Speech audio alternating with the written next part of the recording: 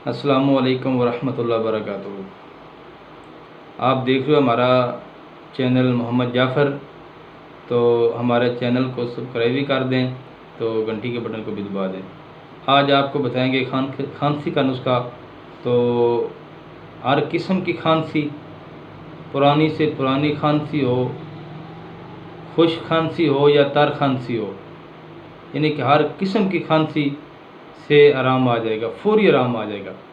तो ये नुस्खा पेश खिदमत है।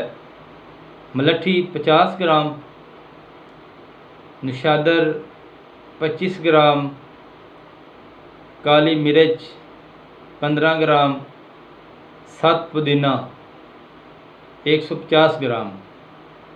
इन तमाम चीज़ों को आपने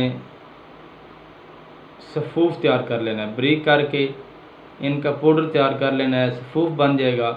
जब ये सफ़ूफ तैयार हो जाएगा, उसके बाद आपने क्या करना है, 3 ग्राम आपने सुबह खाने के बाद, 3 ग्राम आपने दोपहर को खाने के बाद, 3 ग्राम आपने शाम को खाने के बाद।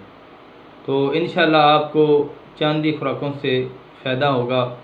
तो शर्त ये है कि ये तमाम चीज़ें और खालिस हो, अच्छी हो। तो इंशाल्लाह अल्लाह ताला आपको सदका बीब शफ़ाए कामला अता फ़रमाएगा। अल्लाह हाफ़िज़।